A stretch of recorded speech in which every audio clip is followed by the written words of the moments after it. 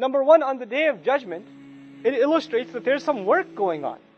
On the Day of Judgment, when these events, this ghashiyah starts overcovering, then you're running around trying to escape, right? كَلَّا لَا وَزَرْ إِلَىٰ رَبِّكَ يَوْمَئِذٍ الْمُسْتَقَرْ. There's people trying to find a place to hide, something that they can find some kind of refuge in, and they're exhausting themselves doing so.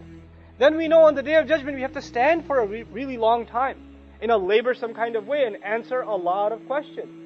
This is an exhausting activity, so amila is used. Ibn Abbas radiallahu anhu says, this state of them being exhausted is because they did not work in dunya.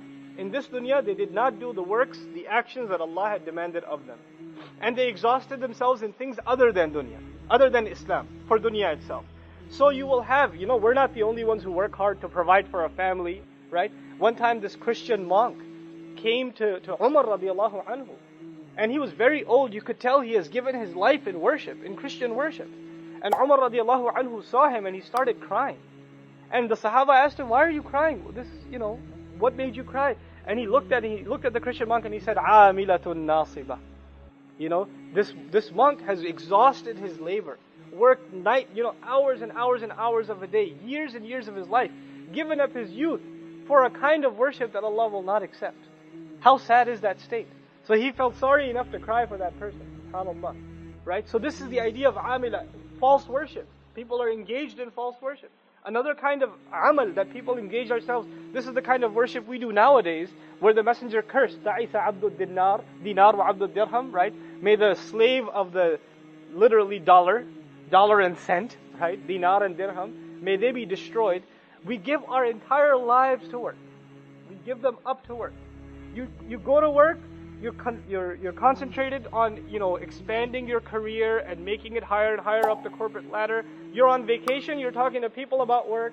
Even when you bring work at home, you take work to work and you bring it at home. Your whole life becomes work. You're working, and the only you talk to an engineer, all they want to talk about is engineering stuff. Even when they're not at the office, you talk to an accountant, man, taxes this year, right? That's what they want to talk about. You talk to somebody in medicine, that's all they want to talk about is medicine. Right? Their careers become so much so, and some psychologists say, you are what you do.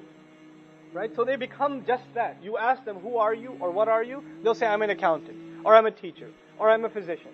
No, I'm a human being, I'm a Muslim. Right? There are other things you are. This is just a small part of what you are. Right? But you just identify yourselves as that, and that becomes you. And so all you have to show for yourself is advancement in this career. You built this empire in a business. Or you've built your name, your reputation with this tenure in this company, right? Or you've waited all the way to this top level executive position.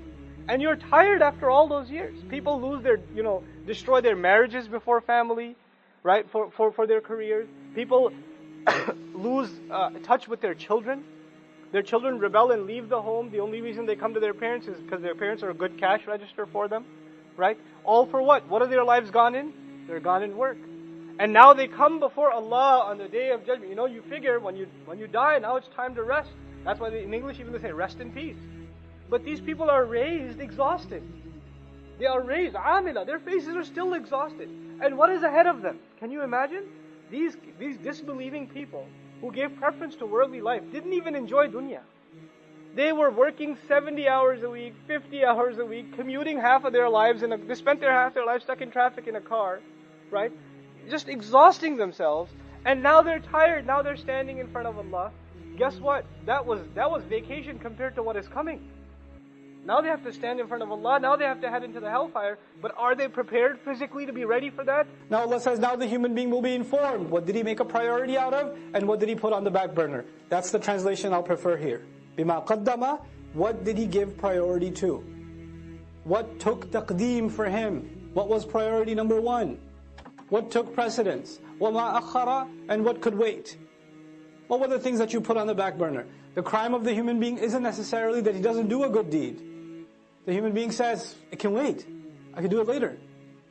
The crime of the human being isn't necessarily that he doesn't leave sin. He says, I'll leave it later.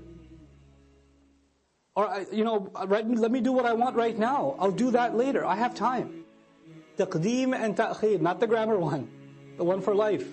Human beings will be thoroughly informed. What were your priorities? What did you put ahead? What came first for you? What came later for you? بِمَا قَدَّمَ وَأَخَّرَ. The other meaning of قَدَّمَ وَأَخَّرَ in Tafseer Juz Amma I mentioned also, قَدَّمَ also means what you've sent forward.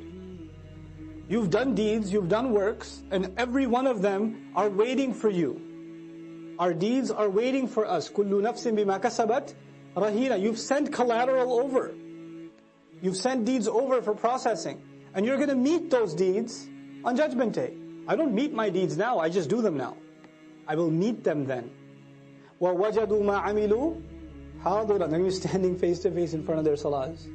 If your salat was lousy, you'll be standing in front of a lousy salat, staring right at you. That's what it's going to be. If you were lying, cheating, backbiting, angry, arrogant, condescending, whatever you were, you'll be looking right at you in the face. And then you're going to say, مَالِ هَذَا الْكِتَابِ. That's the reality of it. بِمَا قَدَّمَ وَأَخَّرَ. What did he make a priority out of? What did he put on the back burner? This is one of those life-transforming ayat. The human being will be thoroughly informed. This was your priority. This is what you spent time on. This is what you did with your free time. This is what you thought can wait. You had all these dreams. I want to memorize the Qur'an. What did you do for it? How many seasons of how many TV shows did you watch instead? That was a priority for you. What you wanted to memorize? Oh, but it can wait though. Inshallah, one day, when my heart is purified, then I shall start. You know? بِمَا قَدَّمَ وَأَخَّرَ بَلِ الْإِنسَانِ. No. Yes, on that day the human being will be given thorough news, but it's not like the human being's blind now. Rather, the case is that the human being, عَلَى نَفْسِهِ, against his own self, basira, is fully insightful. There is one person that knows so much about you, and nobody else knows about you. And besides Allah, and that's you.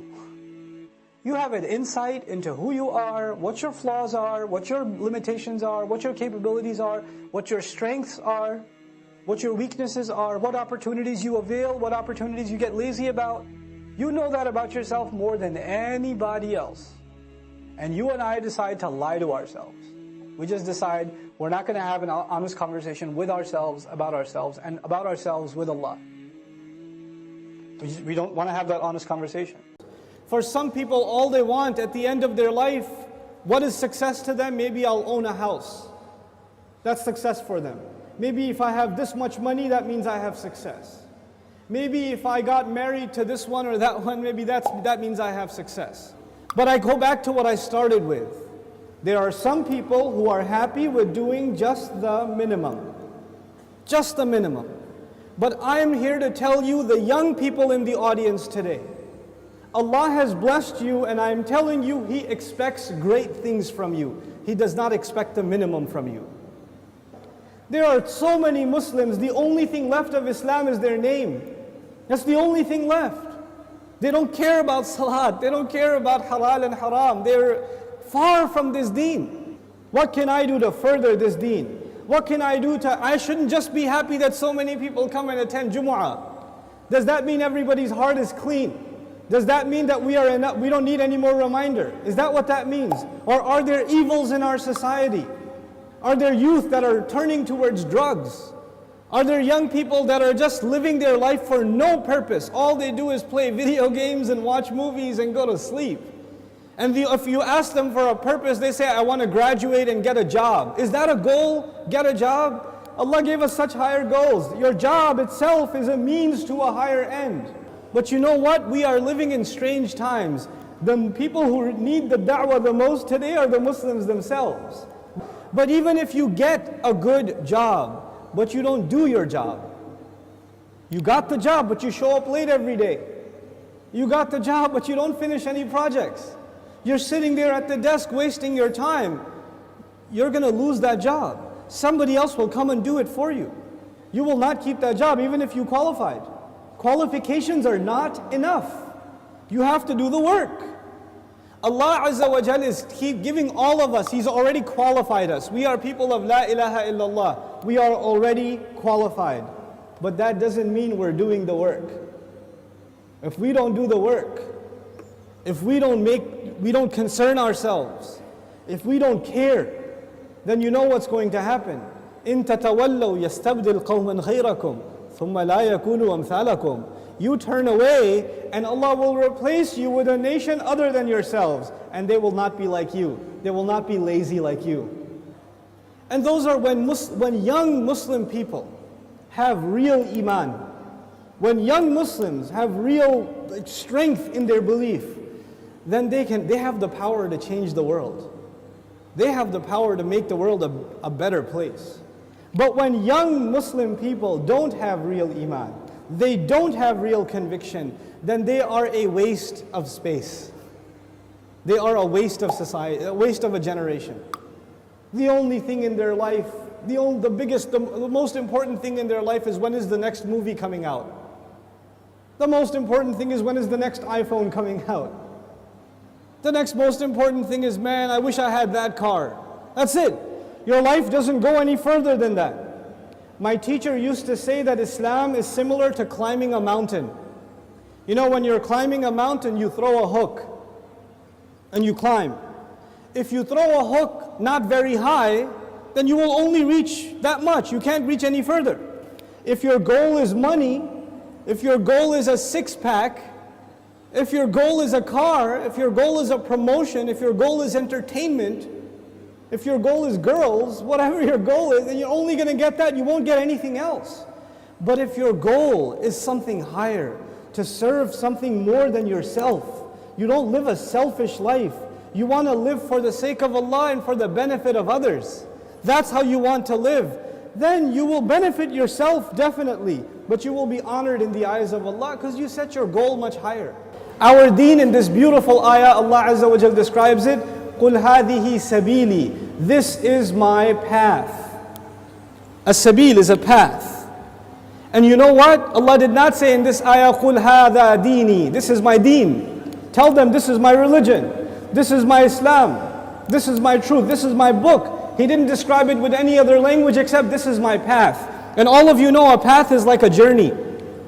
So Islam itself is being described as a journey in this ayah. What does that mean? That means in any journey you have to make progress, right? So even if you take one step, you are more closer to your destination than the day before or the step before. Every single moment you are making progress in a journey.